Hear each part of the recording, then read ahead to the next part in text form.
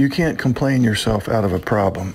This is a message to both the NT spouse as well as the spouse on the autism spectrum. A lot of times, couples believe that if they complain loudly enough and long enough, the other person will be motivated to change. I got some hot news for you.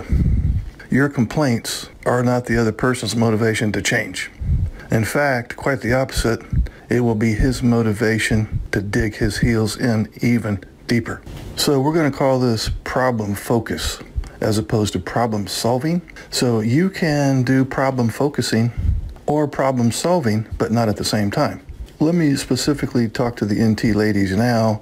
If you just need to vent and get angry and have an emotional vomit in his lap for your own therapeutic purposes, just to get things off your chest, that's fine. Go ahead and do it. But just know you're not going to be able to solve the problem with complaining. There is something to be said about venting. Sometimes you just have to get things off your chest, and that's fine. But again, you're just putting a Band-Aid on the symptom for the moment. You're not addressing the entire root cause. Sadly, what I run into too much is the couple is so resentful that they literally are not in a mental condition to work on the problem. They wouldn't be able to get into conflict resolution mode even if they willed themselves into it. And the harder they try in that state of mind, the worse it gets. In this case, it would be good for the NT wife to find her therapist, and then for the guy on the autism spectrum to find a different therapist, and for them to work on themselves individually and get their own issues ironed out. Then and only then will they be in a position to work on the relationship.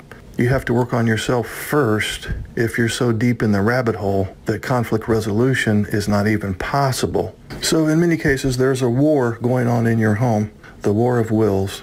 It goes something like this. You need to change. You could change if you would just try harder. If you would just do better, we would be in a better position. And then the other party goes, I can't change. There's some things I can, some things I can't. You're complaining about the things I cannot change. And it goes back and forth, accusatory, trying to change the other person. And now you're stuck in the problem rather than the solution. So again, you can focus on the problem or you can focus on the solution, but you can't do both at the same time.